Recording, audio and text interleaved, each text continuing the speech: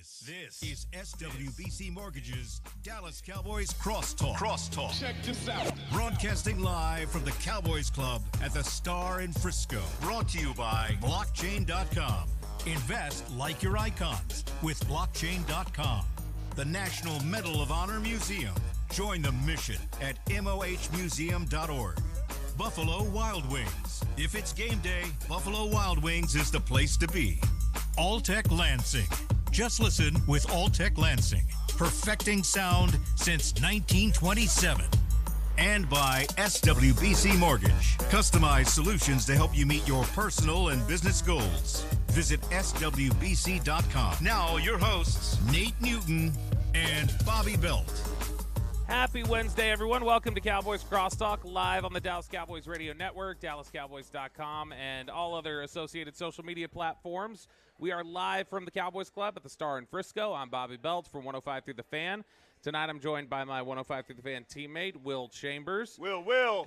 As always, we've got the three-time Super Bowl champion and six-time Pro Bowler Nate Newton with us. I know Nate was just fist-pumping watching that game this past Sunday. Nate was dying for a dub recently, and I know he enjoyed that one. I told y'all what was going to happen. You did. Yeah. You did. It happened. And so I thought of you when I was when we were getting back on the plane, heading back. I was like, I know Nate's smiling back home. This is a good day. I'm 1 for 5.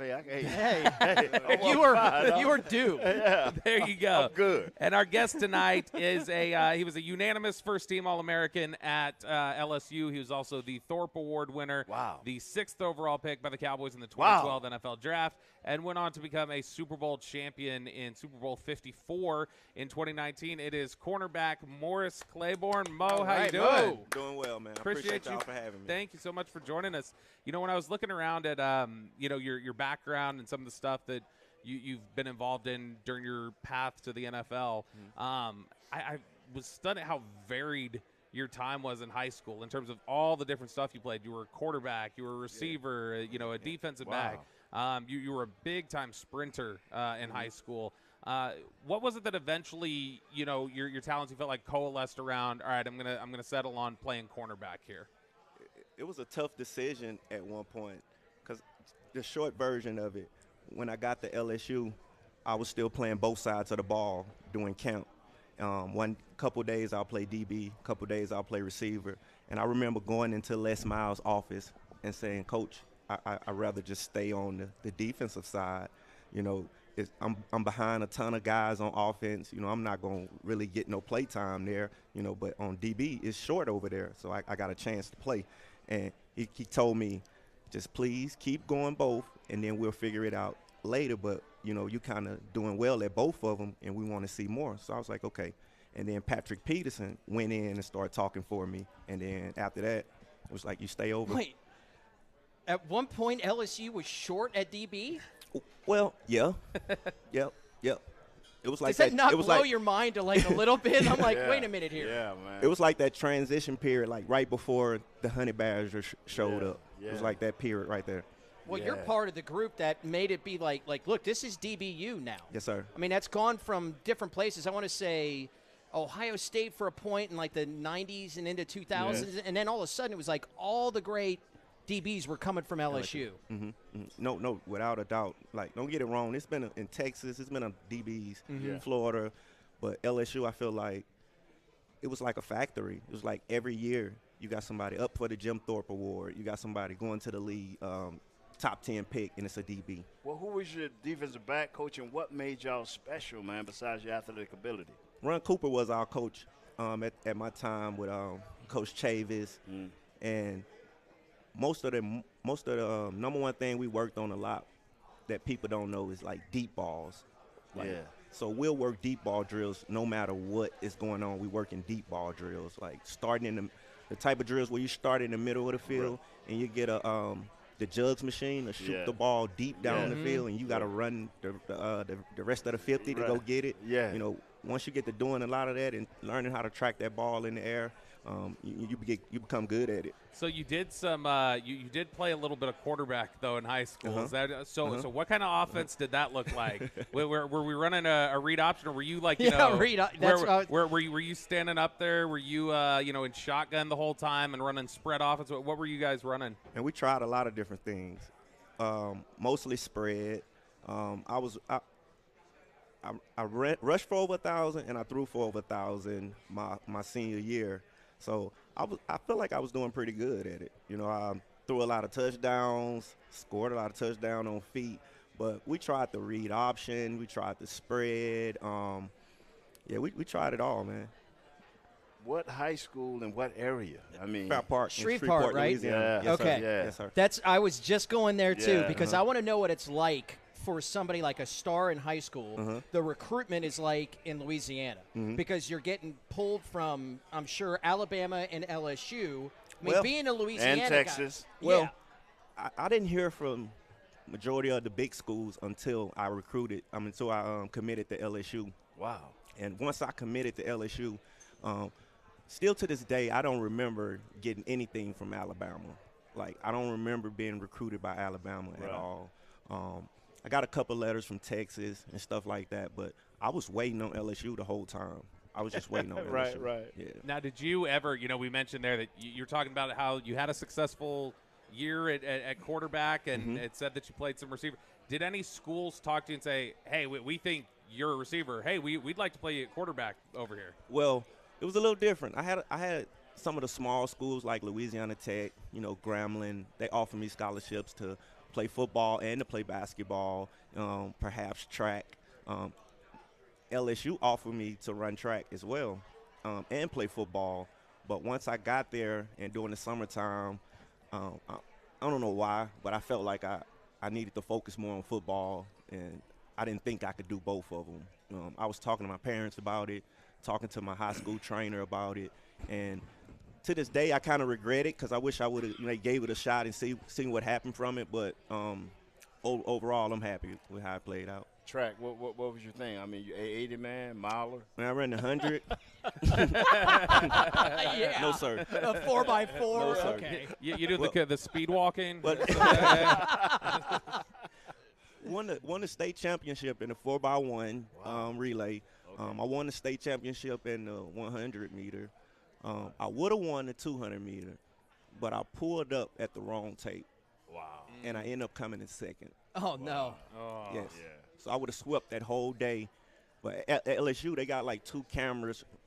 Look like it's 2 finish lines, and I finished at the first one and not the second one. How many did you run against that you played football against or were stars across the country? Was Many. Yeah. Many. So you would like that? Yeah. Yeah, man. I was pretty good, You man. know, that's something that, you talk about that, though, and I'm always interested to ask guys about this when it's part of their background. A lot of times we'll see guys who got to the NFL level who all they did their whole high school, college career, everything was just football the whole way. You're one of these guys who, you talk about basketball and football and different positions in football and running track, and we hear it said a lot from people now, like, hey, if a coach is trying to tell you need to stick to one sport, commit to one sport, a lot of people are giving the advice these days, like, don't do that. Like, go ahead and explore that. So I'm always interested to hear from the guys who experienced it. Would that be your advice now to kids who are playing multiple sports? Is like, do not let a coach dissuade you from playing those multiple sports. Definitely. The training and coaching that I do now, I try to tell the parents, like, it's not just training for football or for just being a DB. We're trying to work those muscles to, get him ready, get her ready for whatever they want to do, in the long run. Don't just lock them in right now to one sport, because I feel like every sport can get you better for the next sport. It gives you a little bit more wisdom. It gives you a little bit more understanding on just how to compete and how to fit into a team and, and play different roles. Like, all that can make you better for the next one. I remember there was a receiver at Flower Mound Marcus a couple years ago, Okay. Ashton Cozart, and he was a bigger recruit. And I remember him talking about locally. He said that, even if you don't plan on sticking with track and doing other things, he said that was the big thing that he had been given advice on, and he started telling underclassmen was run track. Like, if you want to play corner or receiver, do anything else, run track, because you'll get a better idea of your times early. You'll get that conditioning down. Yep. Was that something that you felt like helped elevate you? Because you talked about not necessarily having the big type of recruitment until LSU offered and you signed. Do you feel like that time you spent doing track is what, helped get the attention of LSU in terms of the skill set that they liked? No, definitely. I can remember one story of Brandon LaFell. He was a senior when I got there, so he remembered me from my high school days of running track when I got there. And like, he didn't say nothing. He didn't realize it until like almost a year in. He didn't realize that I was that kid that was out there running track. You know, when he saw me and the way he reacted to it, you know, it was hilarious. But man, track prepared me in so many different ways, man, because most of the time in the 100, 200, you out there by yourself. And, you know, you got no one else to depend on but yourself. You got to rely on, and it's that mental thing you got to rely on, and that prepares you for everything in life. You know, anything that's not dealing with sports, and those different sports, it's life lessons. It's life lessons in every sport. Different disciplines. Yeah, different disciplines, but almost the same goal. You know. Man, LaFell, that's a minute since I've heard. I You know, wide receiver? Yes, sir. It's been a little bit. It's been a minute there. Let's go ahead. Let's take our first break of the night. We're joined tonight by former Cowboys cornerback Morris Clayborn. When we come back, we're going to talk about. He's referenced already a little bit some of the coaching that he's doing now in South Lake with you, Lee. Talk about some of his time here in Dallas, and then of course later on in the show, we're going to need Nate to just spike the football, talking about how right he was about the Washington game. He called it. He knew the W was going to come through, and we got to give him the chance to. Time of possession, baby. Yeah, I know. See, they listen to you, Nate. We'll talk about that next when we come back on the SWBC Cowboys Crosstalk.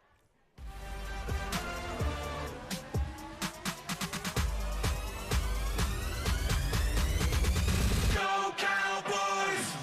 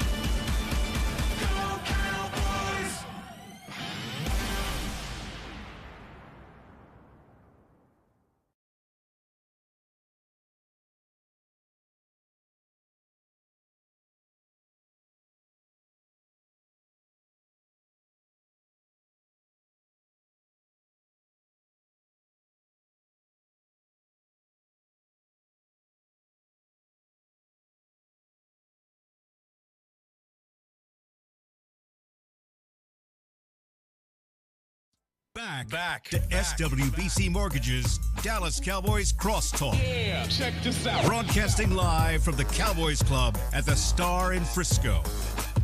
At SWBC, customized solutions for individuals and businesses are just a click away. Visit SWBC.com to learn more and start your next adventure. We are live from the Cowboys Club at the Star in Frisco for the SWBC Cowboys Crosstalk.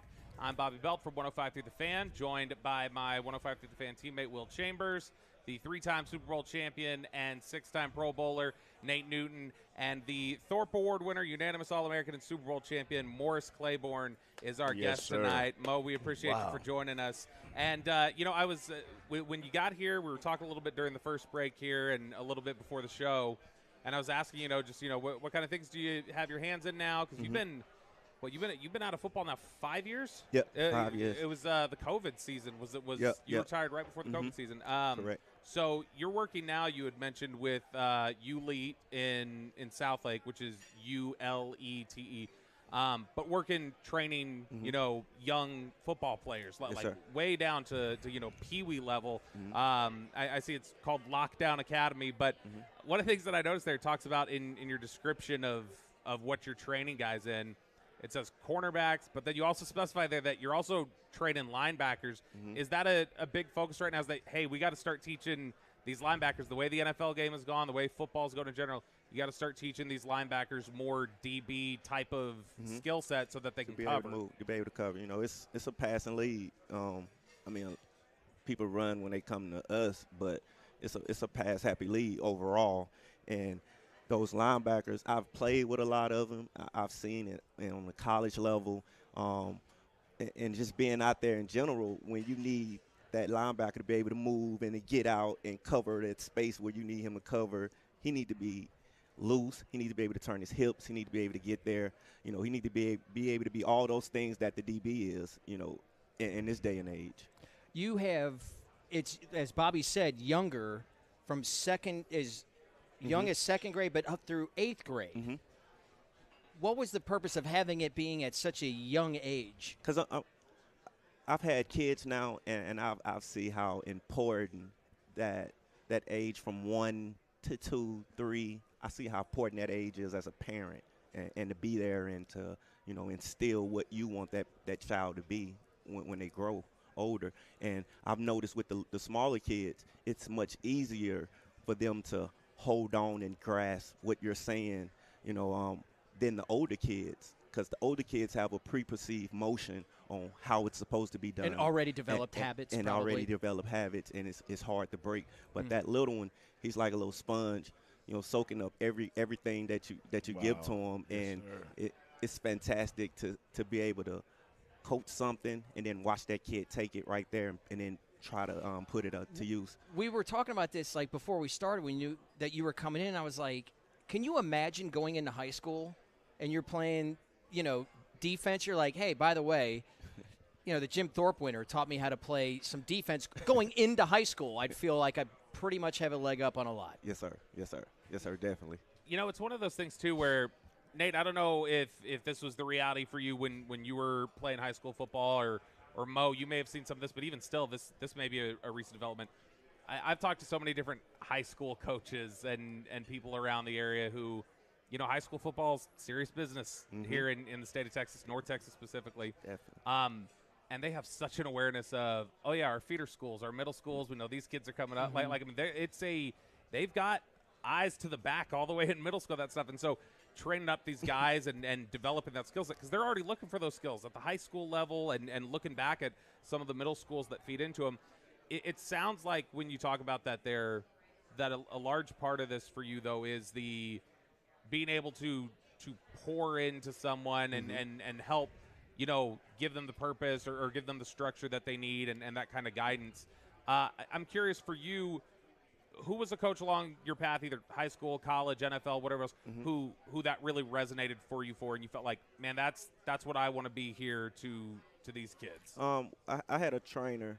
His name was Ken Prude in Shreveport, and I ended up meeting him it was a high school workout. It was a high school summer. My 9th grade year going into high school, and I remember walking into the weight room, and I was a freshman. I'm just walking around, but I knew I wanted to work out. So I ended up finding the weight room and ended up going in, and I see all these guys, and they're like, I'm like, no way they in high school. But it turned out to be pros like Ronnie Prude and Stromile Swift. Like those guys were the guys in there working out at the time. And I remember going in there sliding the 10 pounds on, and, you know, and they looking at me like, what are you doing? Like, I'm like, you know, I'm lifting, you know, I'm trying to, you know, get bigger. And I remember after that day, seeing those guys and seeing that the Coach Prude was the guy who had them doing this, I was like, what do I got to do to be here every day? You know, how do I stay here? Yes. You know, and they ended up bringing me in, and then Coach Prude was every day. Like, even when I wanted to sleep over the weekend sometime and I know I needed to go to the gym, my mom would allow him to come in and pull me out of the bed, you know, to make me go.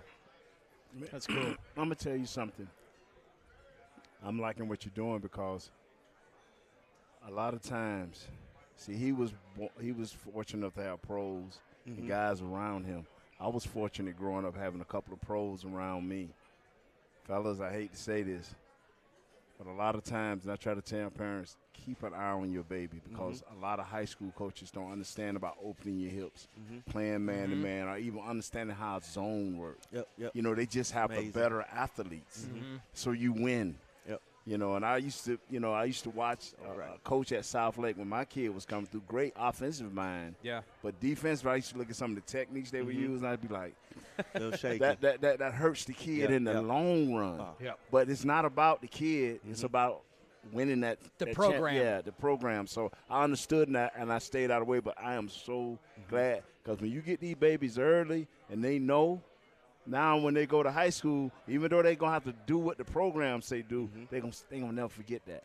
That's a good point there, Nate. Mo, to that end, when he's talking about the techniques and the different things of just when you get into your program, you're starting to work with, you know, these elementary age kids and train them on fundamentals or work habits or whatever else.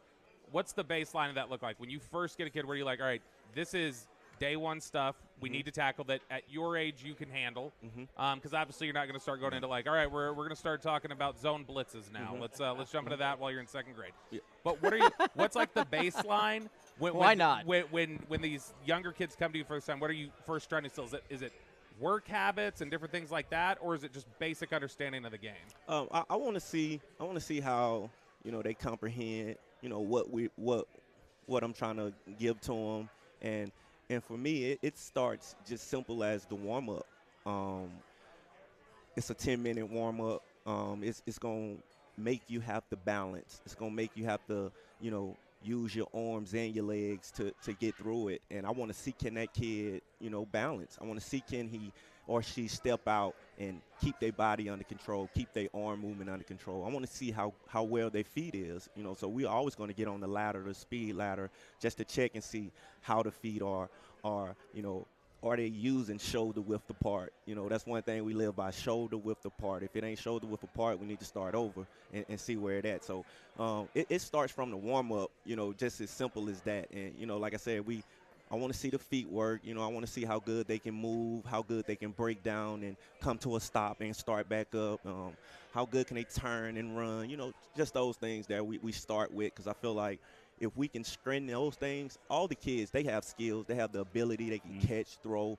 But once you show them, you know, how to be a little bit more stronger, you know, how to really let that athleticism shine. I want to ask you about that on the stronger and certainly in parts. Nate and I were on the air together during a time when you were playing with the Cowboys, and, you know, you were highly drafted, 6th in the first round, but your career was, derailed by injuries. How much of what you do is trying to develop – is there any part of it that you're thinking of developing the strength in these areas that came from, you know, maybe what you suffered in your career with injuries that you wish maybe had developed better or gained more strength in? Man, definitely. I just look back at, you know, some of the rehab things I used to do to get back better, like for my knees or something. But it was small things that you should have been doing before that. You know, not a lot of it, but just keeping up on it. So you know, I put a lot of that into my workouts, into my understanding of of training, the kid, and just trying to make those things we don't focus on, those small muscles we don't pay attention to, trying to make sure that they get the strength that they need, making sure we hit those things. Bobby, go through who is here again, man. Just bring who. I want people to know he's here. We are talking here with Morris Claiborne, Mo Claiborne, and Mo, I was actually just about to kind of do an overview because you're in a unique situation, or your background is so unique, even among NFL players, because you look at the fact that you're talking about you played big time SEC football. Yes, sir. He did. You're talking about being a top 10 pick in the NFL draft. Yes, sir. You came to Dallas, arguably the most intense media spotlight in all of professional sports. You then go on, you spend a couple years in New York, the largest, most intense media market overall. You've been to the Super Bowl. That's the most intense media. So when with these kids you're training, if they're getting up, if they call you, 10 to 12 years from now, and they're getting ready for the NFL draft, and they're projected to be a top 10 pick or whatever else, and they're saying, hey, you've had so many unique experiences with all these intense focuses. What's like the best, what's the best piece of advice you can give me to prepare me so that I handle all of this the right way? Take your time. Don't be in a rush. When you got questions, ask them. Don't hold on to them. Always be willing and open to learn, something new. And just know that opportunity, a lot of people want, a lot of people would love to have. So just think about it. You in a unique situation as it is. Just take advantage of it. You put all the work into it to get you to that point. Now just let the work speak. And another, I want to reiterate, think before you speak. Yeah. Think, because some people are setting you up for the future, and some people just really want to know and get a good story. Right. But a lot of people just want to, okay, you said that you don't, just think. You don't, it's like a lawyer. You don't say no more than you have to. Just think. I think that's a good tip right there too, Nate. And, I will, over the last, 7-8 years, I'll interview a lot of draft prospects when they're coming out before they get to the NFL. And one of the things I always ask them is, because it's usually Dallas focused, is I'll always ask them just as kind of like I'm curious which direction they take. And I'll say, hey, what would it be like to play for the Dallas Cowboys? A lot of them go, oh, it'd be great. The America's team, I get to wear the star. The most interesting answer I ever got was from an LSU player. It was Clayborn Chason. Okay. And when I asked Clayborn, I said, what would that be like to play for the Cowboys? And he paused for a second. He says, he's like, Dallas is a major responsibility. He's like, I've seen enough guys go to Dallas that I have relationships with. Where he says there's so much good that can come from that. He's like, but you need to make sure you're prepared and that you're built to handle that. He's like, there's a lot of responsibility that comes from that. There are guys who maybe they get in that position and they're not prepared for it. And so to that end, when the advice comes around that we hear a lot about people, the easy analyst or fan description of issues in Dallas, they say, just block out the noise. That's the common line. Block out the noise. Is that realistic to block out the noise, or should it be more like, no. You're going to hear the noise. Gonna hear it. So here are the ways you need to learn to be able to compartmentalize it and deal with it. Yeah. I mean, and it's hard, especially in today's world when you got social media and it's right there. It's literally right there. Yeah. Like I can see it at any moment. Like it can be halftime. I can just I can see it. Like it's right there. So the best thing you can do is try to block it out. Just for the sake of what we got going on, like you got to realize it's something way bigger than that, and these people just throwing a rock, just posting bad, and we don't realize as humans, like you can go down that social media and most of everything will be love, and you may see one or two, something that's gonna make you upset, but it's just one or two, like. It's hard to block that off, but I caught myself in that moment as a player, like realizing like it's way much more love than it is hate on here, and I learned how to process that. But as a player, it's tough, and that's the best way I can explain it is to just block it out. But I mean, that don't mean you don't have people in your circle that you really vent to this stuff about, and who give you feedback from it and allow you to handle it in better ways. But do you think that that's maybe the biggest part missing in pro sports today? Because I think where Bobby's going with this, and it's a great question, because say for myself or like what Bobby, you know, like we're there to give opinions on what's happening like play to play. We don't know a lot of times the game plan or the play call on certain things, so we can look at like somebody was at a position here. That could be one play out of 70 snaps that you take. And not every time, unless you're like Bobby and watching it, or Brian brought it, you know, somebody that watch it with a scout's eye, like on tape, being like, oh, that was really good position on leverage, what Mo Clayborn did there. Instead, that's what you see. And handling that, you know, it's got to be maybe an understanding, like you're not going to get that. Yeah. No, definitely. And it's part of the game. You know, everybody got a job to do. And how you play, it's going to show. You know, you can't run from it. So you either got to be busting your butt every single play, or you either taking a play off.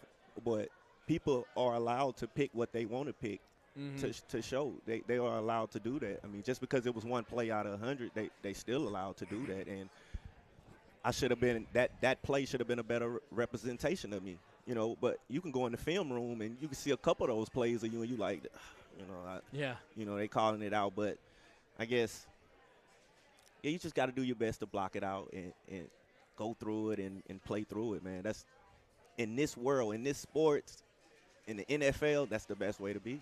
It's the best way to go about it. Quickly, the thing is, like he said, he was smart. He found people that he could vent to. Yeah.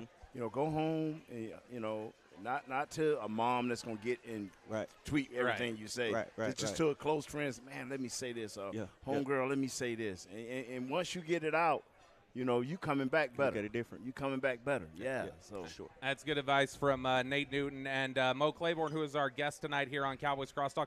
When we come back, let's talk a little bit about that victory that the Cowboys had in Washington. One of the crazier finishes that I can recall seeing for the Cowboys. We'll talk about that next on the SWBC Cowboys Crosstalk.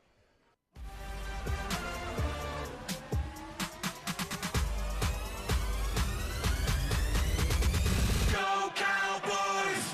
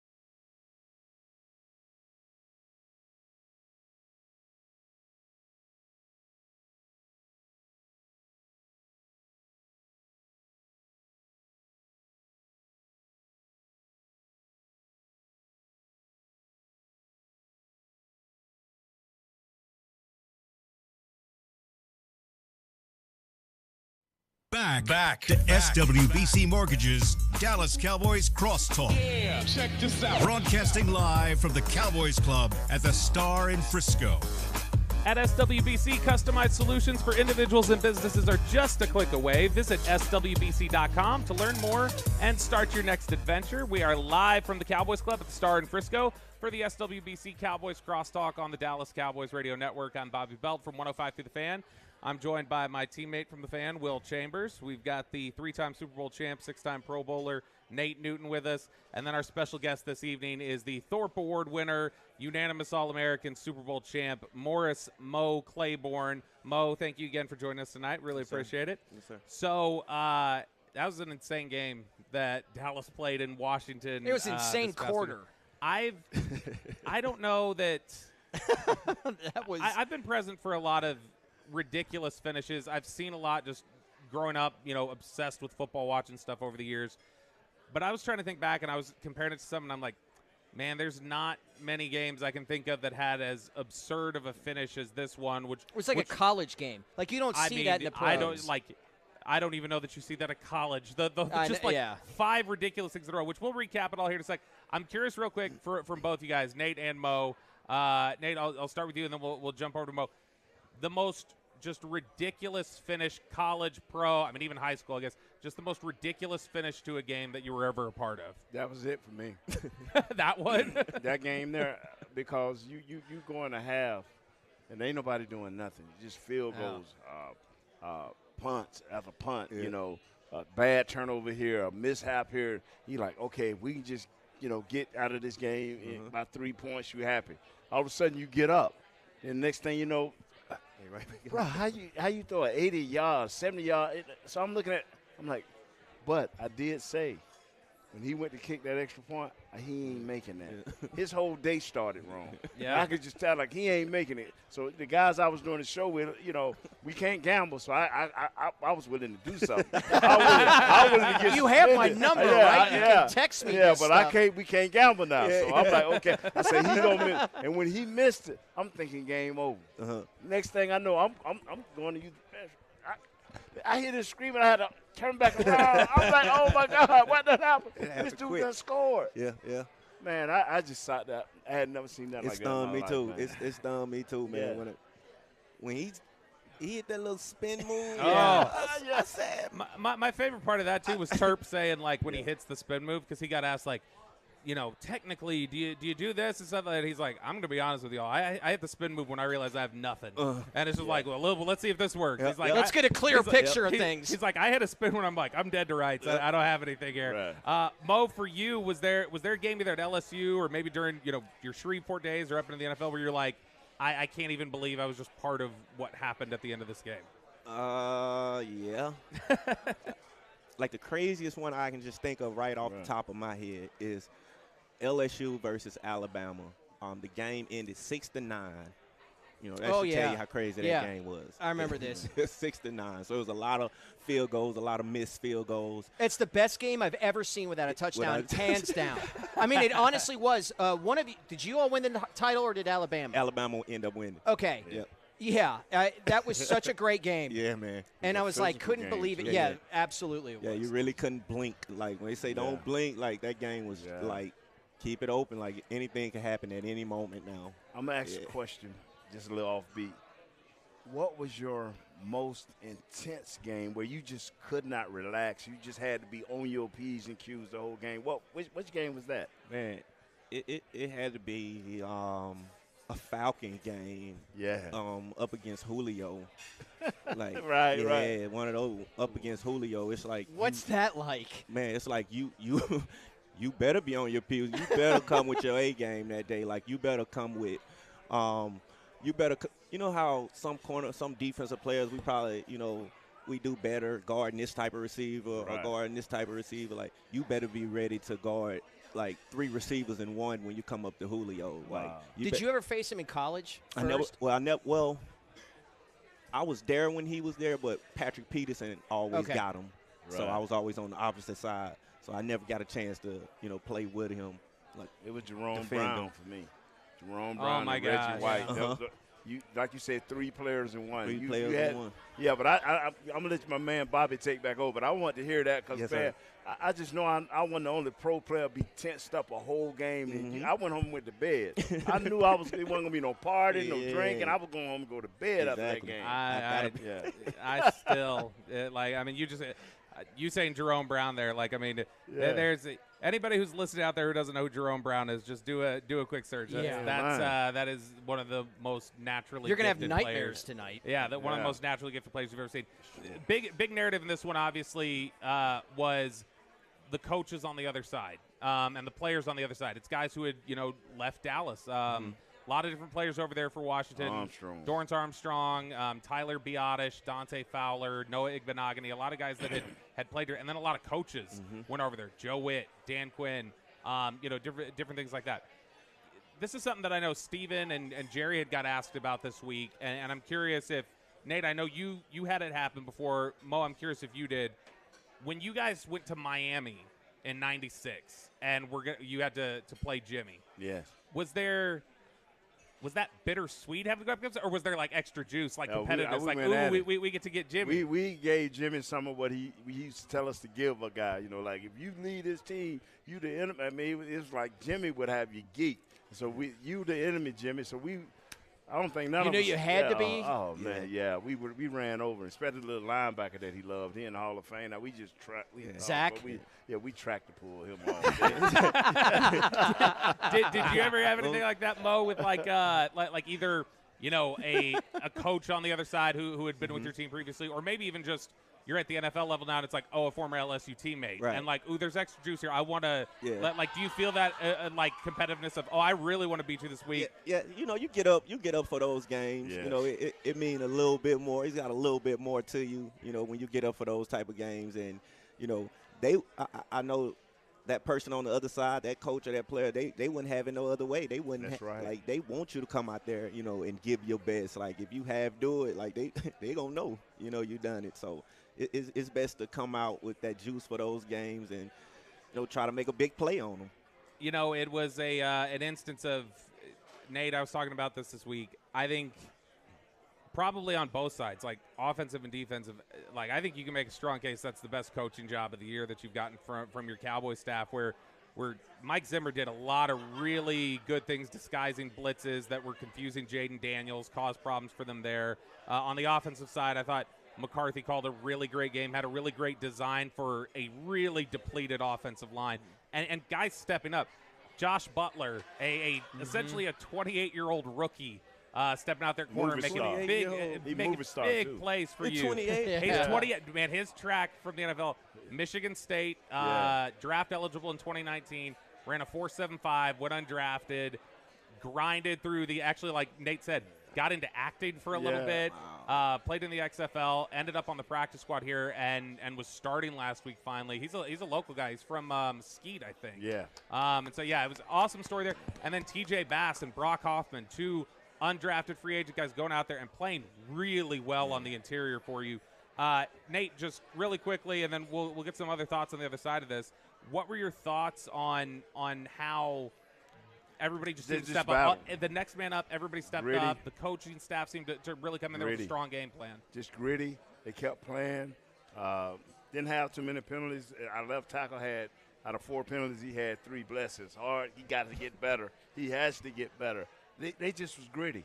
The same way we beat Pittsburgh, with a decent run game, quarterback not missing the key throws.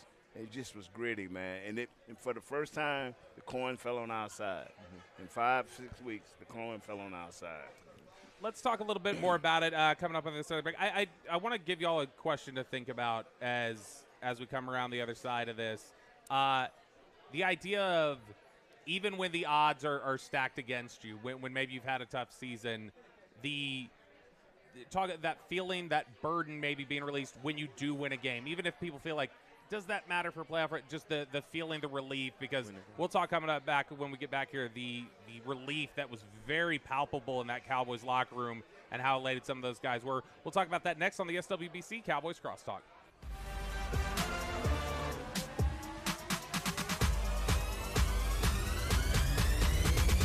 Go Cowboys!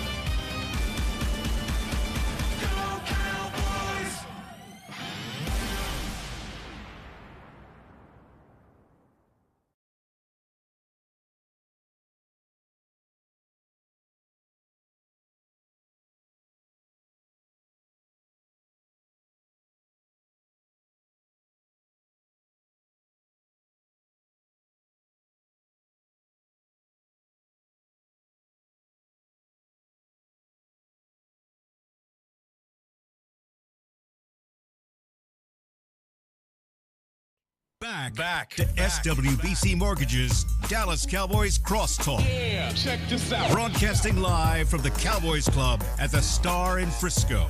At SWBC, customized solutions for individuals and businesses are just a click away. Visit SWBC.com to learn more and start your next adventure. Live from the Cowboys Club at the Star in Frisco, this is the SWBC Cowboys Crosstalk on the Dallas Cowboys Radio Network. I'm Bobby Belt from 105 to the Fan. Got Will Chambers from 105 to the Fan.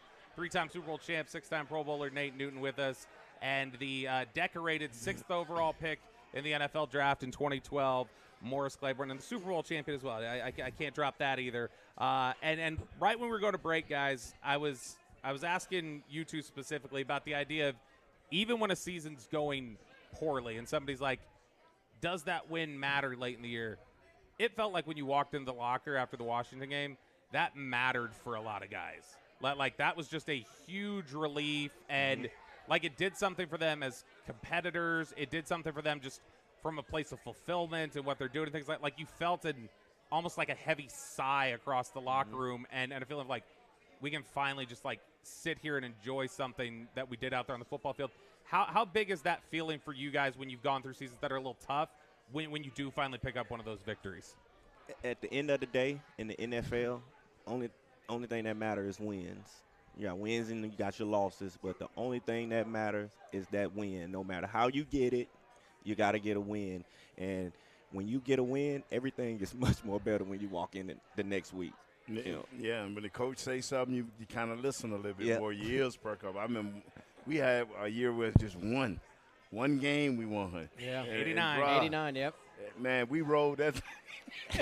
We rolled that thing. Jerry said he still has the football. Oh yeah, rolled that. He's got a game ball that he had Herschel Walker sign. Yeah, that he's like, no, that win meant a ton to me. Yeah. Are you kidding me? That, man. Mo, how much?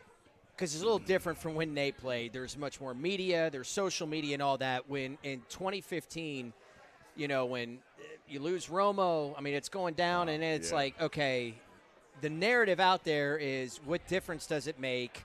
Let's get the best draft pick ever. How much does it annoy you? How much does it annoy the team to hear that, like, the winning doesn't matter, we need the best draft picks that we can get? Sometimes the fans just don't understand, that grind at that moment, that off season, how much we have put into it, just to give up because we losing. Right. You want to go out and, if not even just for the team, you want to go out and represent yourself well on the field, because as a player, every game means something, as a player on the field. There's tape on every game. Tape gotta, this is my audition for my next team. So right. You always got to go out and be thinking of, I'm gonna give this 110%. Like, nobody's job safe in the NFL, So every game we go out means something to us. No matter if we dead last, this next game means something. I remember there was a viral video. I think it was Jalen Ramsey's rookie year, where they were in the middle of an awful season, and Jalen Ramsey, at the end of the game that they were close at, the cameras caught him taking off his helmet, and he was almost crying, and you could read his lips, and he's like, I'm just so sick of losing. Like, and Brian Broaddus had talked about that this week on our station. He's like, losing, when you're involved in that, and that's your day-to-day life, and you're contributing to trying to make something happen, he's like, you have no idea how much that losing just drags on your mood and everything that you have going on. So, like I said, I think for anybody who's frustrated by that result, which I understand intellectually why you would think, man, we're just costing ourselves here. But if you could walk in the locker room and see just the sigh of relief and the joy that those guys got out of it, you would immediately, I think, go, never mind. I'm not going to complain. This isn't a simulation. This is real life. I'm These are just human glad beings. I can't even spell intellect. Because I do not see the intellect of losing draft picks. I don't see it because I put in too much work. Right. Yeah. It meant too much to me, and it meant too much, especially like people like Charles Haley, Deion Sanders, Troy. Man, you should see the look on Troy's faces after those losses. That's when I used to be one of them happy-go-lucky guys. And I kept seeing this in the work they kept putting in. I'm like, you know what? I need to join this group. To turn this thing around, man. So when people go to talk about draft picks, and like I tell, hey man, listen to our draft. We got one of the best draft shows in the world. But let this season in. I'm curious, real quick, before we get to the Thanksgiving Day game, because that was a good point. Yeah. Is that a potential silver lining from some of these struggles right now? You talk about how that losing, when you saw the way it impacted people you respected, is that potentially a good growth experience for some of these young players that they see? How is this affecting the veterans that I respect in the locker room? All right, I need to up my game. Sure. And so you can get sort of a silver lining out of that. Sure.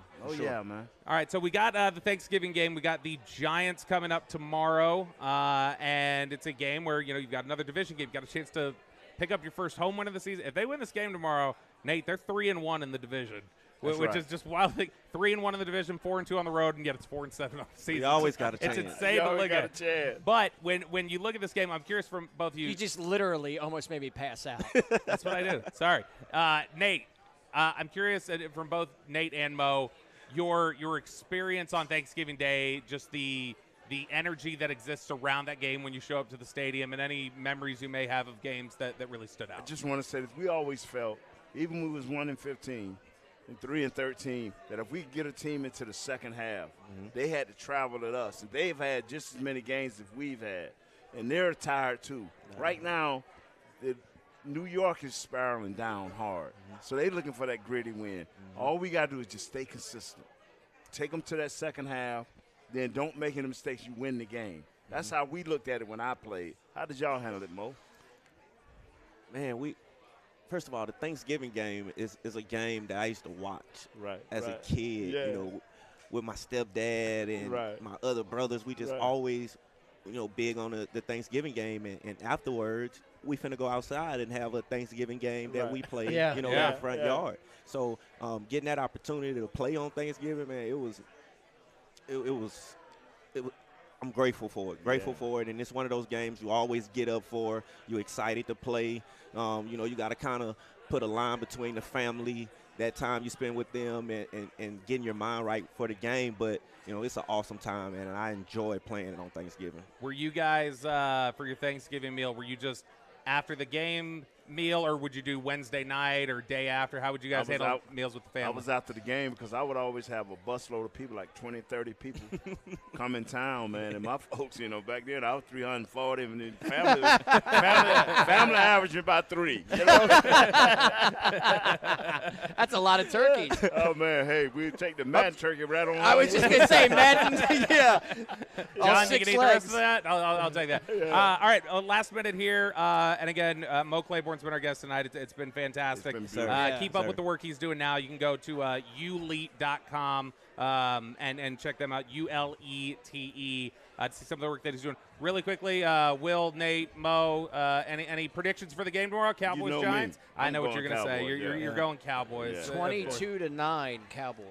Mo, you feeling the Cowboys victory tomorrow? I don't have a score, but I feel like the Cowboys they will pull it out. I feel like both teams are going to come in, with something to prove, and trying to get a win. And it's going to be a gritty game, but I think the Cowboys going to pull it out. Well, hopefully everybody will have a happy Thanksgiving with the Cowboys victory. For Will Chambers, Nate Newton, I'm Bobby Bell. Thank you so much to Mo Clayborn for joining us, and happy Thanksgiving to all of you out there. This has been the SWBC Cowboys Crosstalk on the Dallas Cowboys Radio Network. We'll talk to you again next Wednesday. This has been a production of DallasCowboys.com and the Dallas Cowboys Football Club. How about this, Cowboys? Yeah!